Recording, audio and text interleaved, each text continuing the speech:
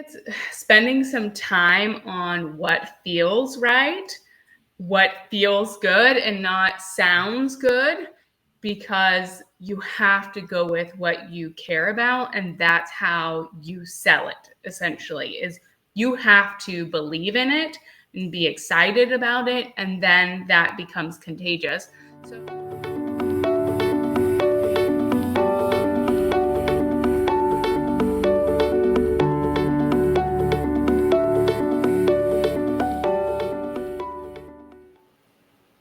Hello, everyone, and welcome to RD's Thriving in Private Practice, where we share our collective wisdom about building a nutrition business and get inspired. I'm Catherine Dittman, and joining me today is Chelsea Crawford. Hi, thanks so much for having me. Thanks for being here.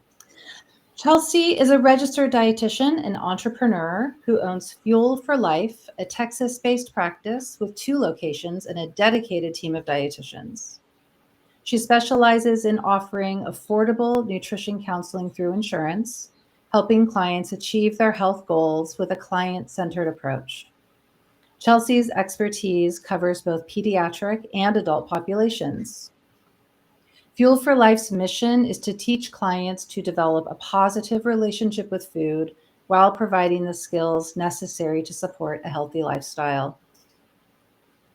With a focus on clarity, Chelsea guides clients in making lifestyle changes with accurate and concise information, helping them navigate the misleading headlines that clutter the web and social media. She emphasizes support and accountability, assisting clients in building healthy relationships with themselves, their bodies, and food, while providing the tools needed for lasting health changes.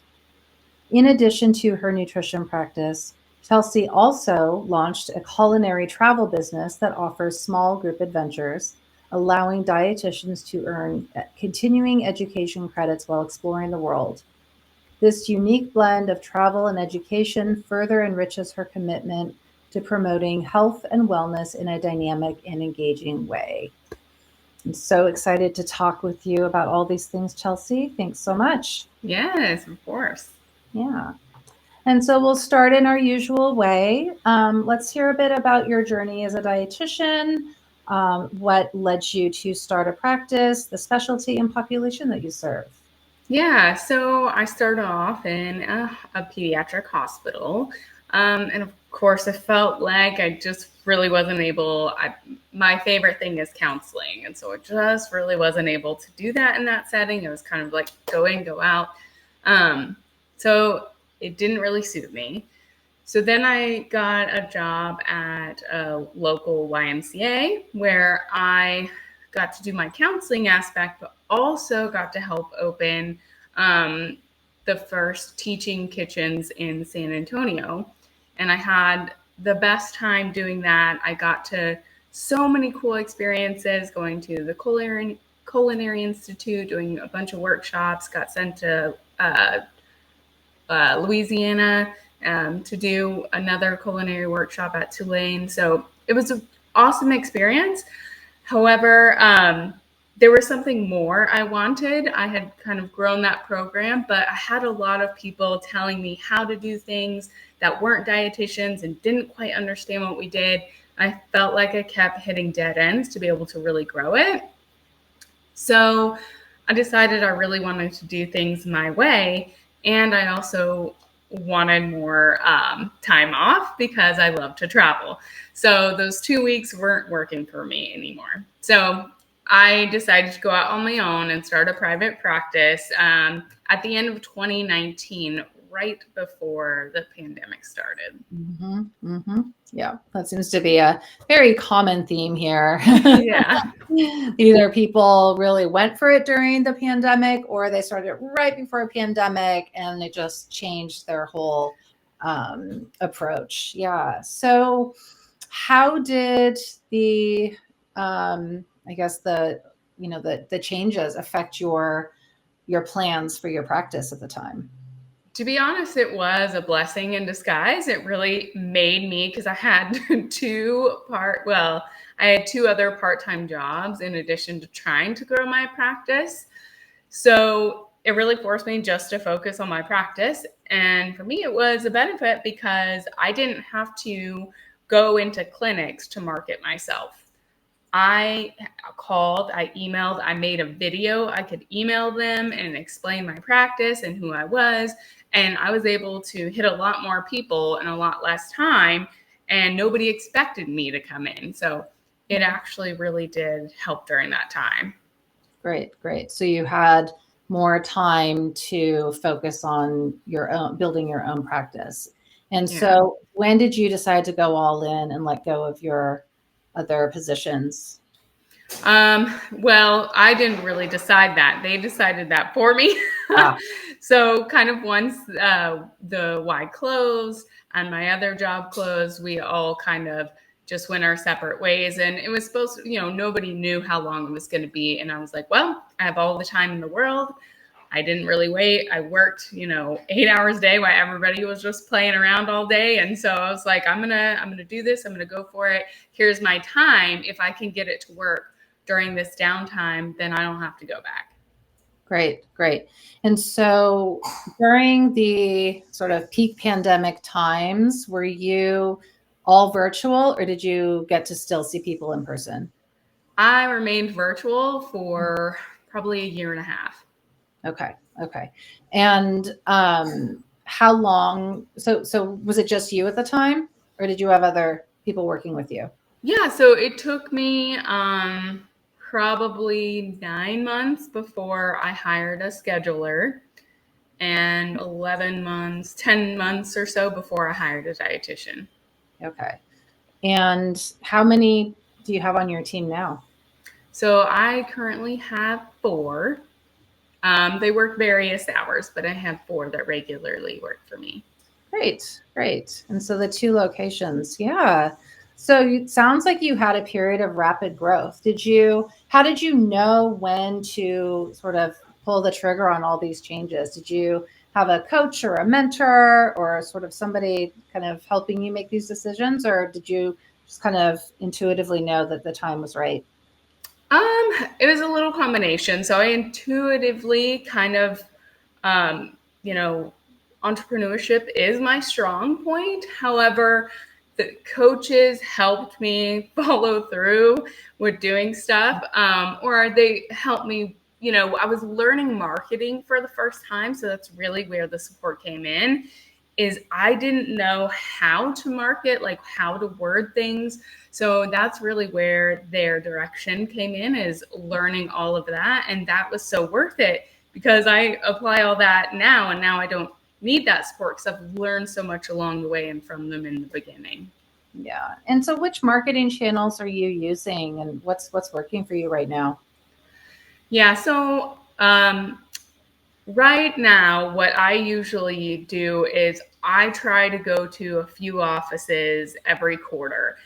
And honestly, it used to be a lot more, but word of mouth and the time that my practice has been open has really been helpful. But something that is always helpful is trying to look at my referrals and where they're coming from, and trying to assess, has a referral dropped off? Do I need to go, kind of just say hi again? Because they're already somebody I know that was referring. And then just stopping by offices, trying to ask to speak to the provider, because Mhm. the front desk just doesn't care. They don't know what we do. They don't have time. They're overwhelmed. And it's just really hard to explain to them who we are and what we help, how we can help the patients when they've got all these people coming in, trying to check in and calling and whatnot. So Mhm. trying to get in front of the provider, even for a second, can be really helpful. And that's what helped me with a lot of my bigger clinics that I have connections with. Great, great. And so it sounds like you spend a lot of time strategically nurturing your local referral network, figuring out where you're getting your referrals from, who needs to be, maybe needs a little bit more attention. And then, once those are working well for you, the word of mouth part of it seems to be working pretty well. Do Yeah. you do, do you do all your marketing? Yes, I'm the only one who does my marketing. I feel like, though I've tried to have dietitians do it in the past, I feel like no one is able to really portray the message the way I do, because it is my practice. And I have that marketing skills that I've learned over the years, and so I think that really helps me really get the message that I'm trying to get across to these providers. Mm-hmm. So you described yourself as having entrepreneurship as a strong point. And so what do you think it is about you and your personality that makes that so? And how you were able to, once you learned sort of the way to do marketing, what personality traits are you able to leverage in order to do this so effectively? Yeah, that's a really good question. I think I'm very, very determined, and especially if I'm passionate about something, that is something that I have learned the hard way. If the passion for it is not there, it may be a great idea, but if my heart's not in it, it's not going to do well. Right. Right. Yeah. Yeah. So, once you do take insurance. So, what's sort of your onboarding or your sales process once you have somebody calling to start working with you? Yeah. So a lot of times we let the patients know, like insurance typically covers them at 100%. We do have them verify their own benefits because it was just too difficult. I learned that lesson in the beginning. It was too hard for me, us as a small business. And also when insurance misquotes, we're the ones who get frustrated at. So it was easier to push it on to them. So I did put a video on my website that explains what we do and how we help people, which my scheduler has said that has come in handy because not only she is watching it and knowing what to say, but she's directing people to watch it. So they're getting to meet me, they're getting to hear what I'm saying. And that's been really helpful, is just kind of giving our sales pitch is like, this is how we help you. And just they also come with a clear understanding of what we do. Yeah. Yeah. That's a great idea. And was that something that did you need to hire somebody to help you make a really professional video, or did you just like get out your phone and make it yourself and then edit it? Something I've learned is nobody cares if it's professional. It's like I no longer do photography shoots and pay for somebody to take my photos. I just I put my makeup on that day and got dressed and then recorded a video, I think in this very same spot, and, Mhm. and posted it. And yeah, I don't love it, but you know what? Nobody cares. Nobody notices. And I feel it also makes you a little more human. And I Mhm. appreciate that when I'm thinking about purchasing something.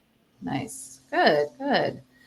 So let's transition a little bit and talk about your other business, Tasty Escapes, and how that seed of the idea got planted and then grew. So maybe walk us through how that works. Yeah. So I travel is one of my greatest loves. It has always been the driver behind my businesses. So it was the driver making that decision to open my private practice.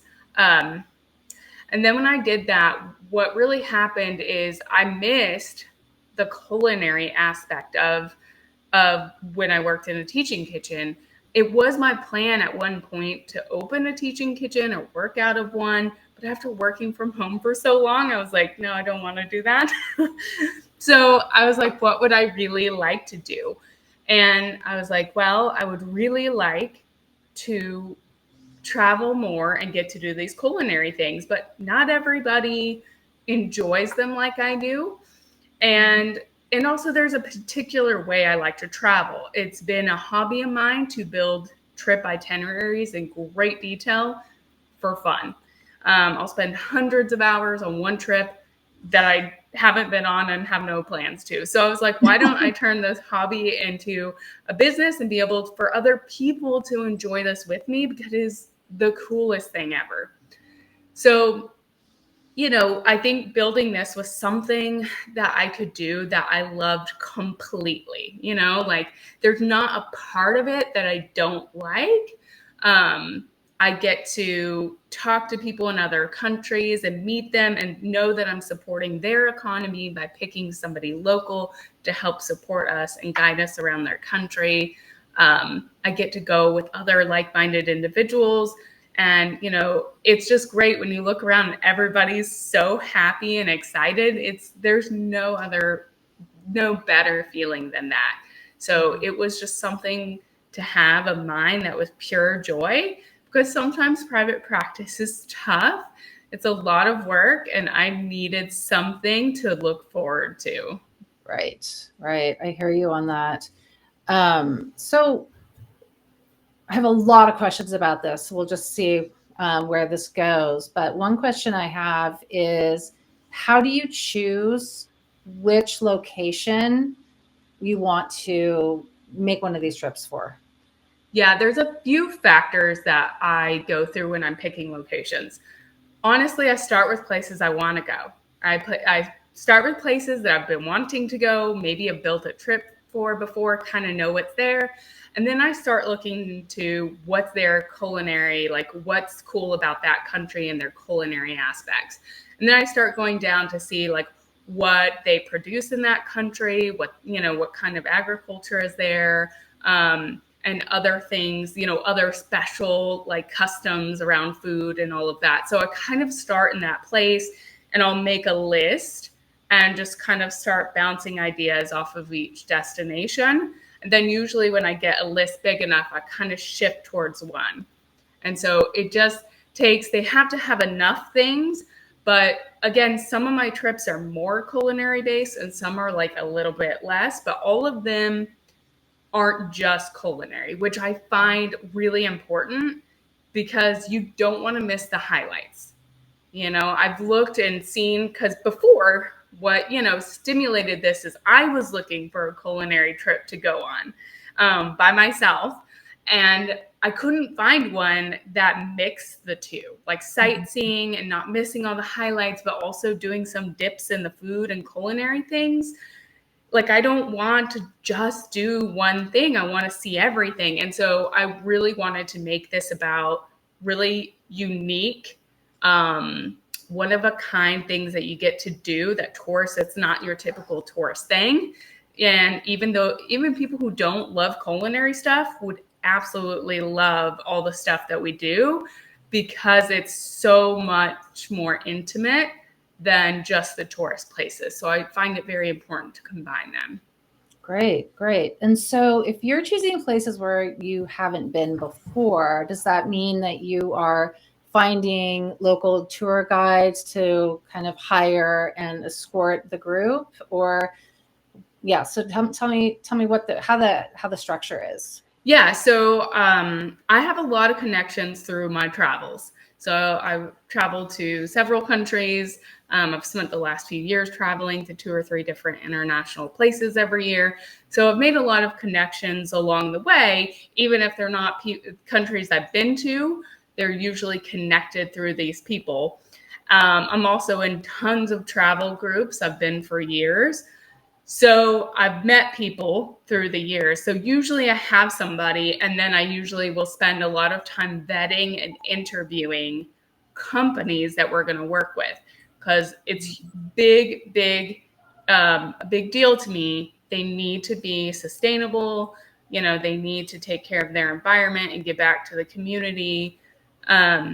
Really, when we went to Peru, we went to this small village, and we are essentially feeding them. They do not have income. They work off their land, but they don't have enough they don't have enough agriculture on their land to really survive. So they only allow, it was only the tour guide I worked with.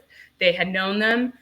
They only allow, us up there and other groups like twice a month. And we are what helps sustain that community. So that was important to me, and that made me, pick the tour guide I went with for this. So I do spend a lot of time vetting them. Nice. So to date, how many of these trips have you done through Tasty Escapes? Yeah, so I opened my business last year. My first trip was Peru in September.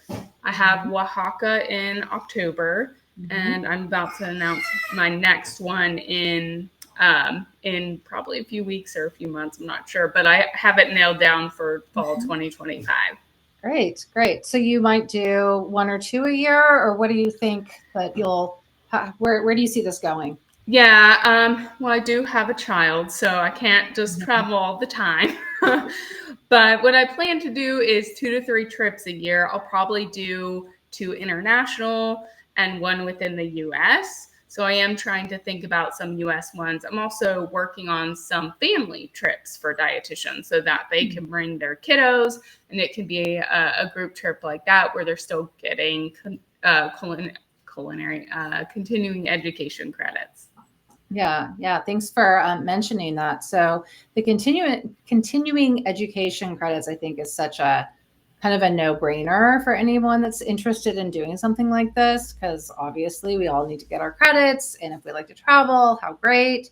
How do you work out how many continuing ed units you would get, and what's the process to get that approved? It's not a fun process. It's not a fun process. It takes a lot of work to get everything together to submit and get it accepted. Essentially, I have to calculate exactly how long anything that we do that it could count towards those, figure that out, and make sure I give them all the information about anybody who is providing these educations. Um, and sometimes, that takes some translating and double checking that, and so it is a little bit of a process, but it makes it worth it because it is so nice. I've always struggled to sit in conferences. I do not sit still, and it is nice to be able to offer this to other dietitians who really enjoy being able to experience other cultures. And I feel like you learn so much, and that you can bring home with you, and it really helps your patients. Yeah, yeah.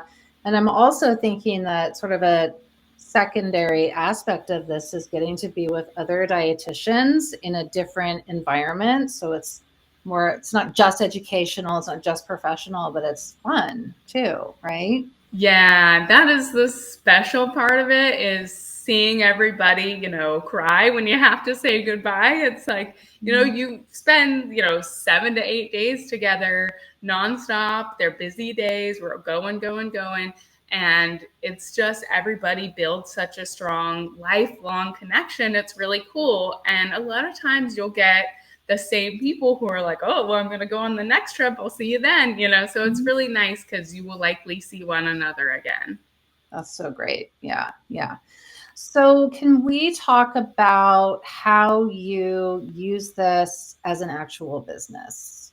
Yeah. So, yeah, and so you don't have to share, any secrets or details, but how does this actually make an income for you to be able to do this? Yeah. So one of the ways is I'm able to write this off, Mhm, but also I work with the trip guy, the tour guides. mhm, And so what we do is we start building this trip, and I try to, because there's a group, we get a group discounted rate. And so I usually will add on a small percentage for the time that I spend to get it added, the culinary continuing education credits, for all the time it took to pick out hotels. It's not, something that's important to me. It's more about sharing the experience of travel than it is being my main form of profit. And, it's not. I have my private practice, but I also have to make it a business. mhm, mhm.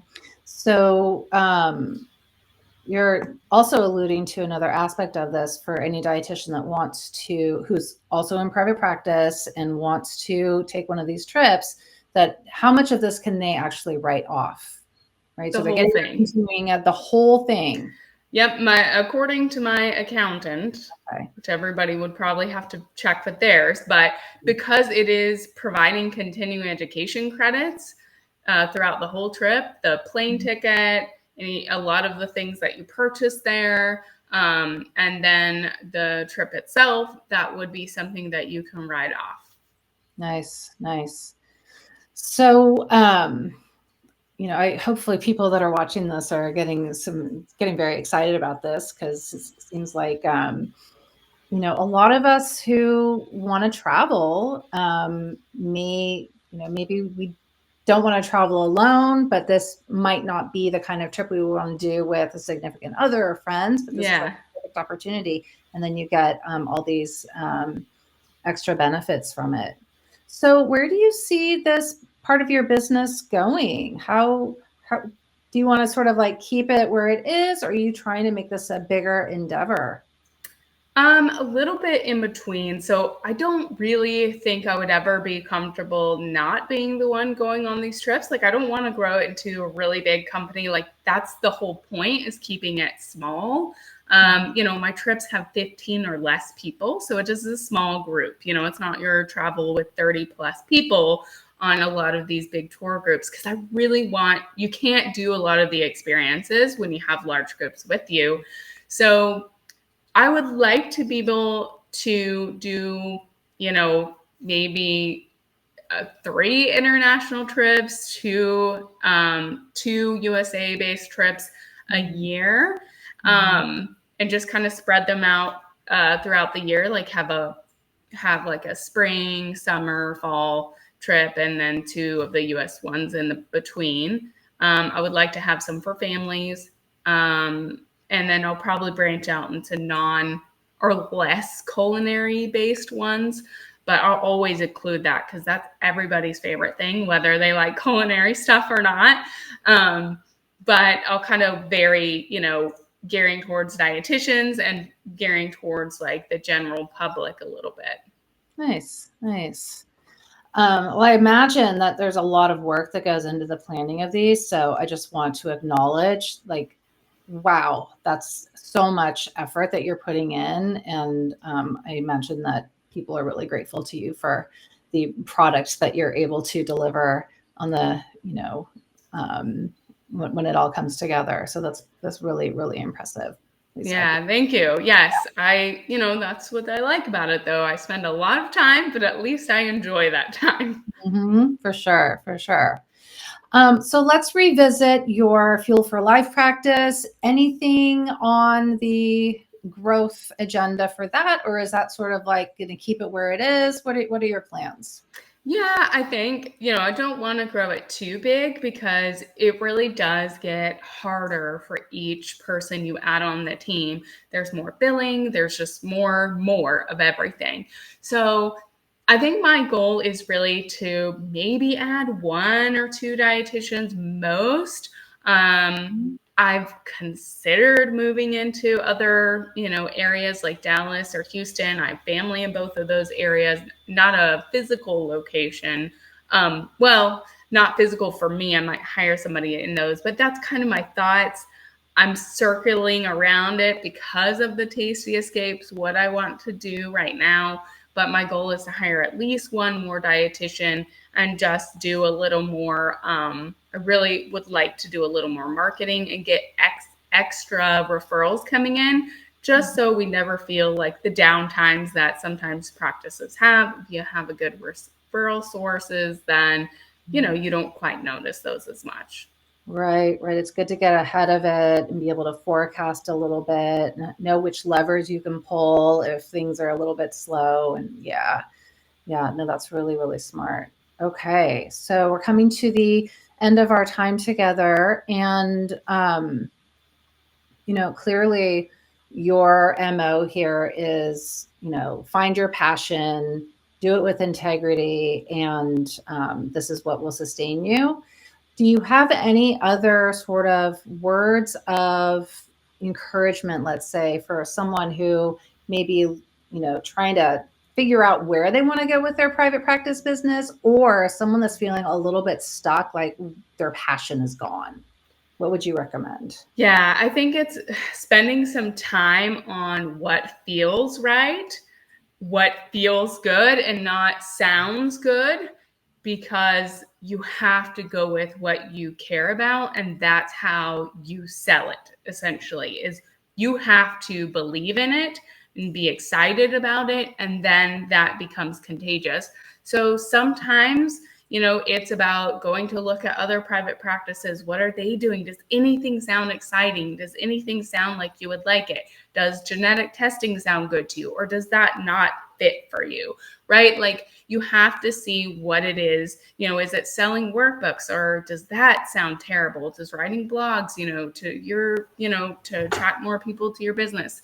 So I think it's about finding what you feel good doing day to day, because if you don't find that, then it's like you're working for somebody else, forcing yourself to do something you don't like every day. Right, right. And it's so much easier to sell something that we believe in and that we love. So I think that's really great advice. Yeah, absolutely.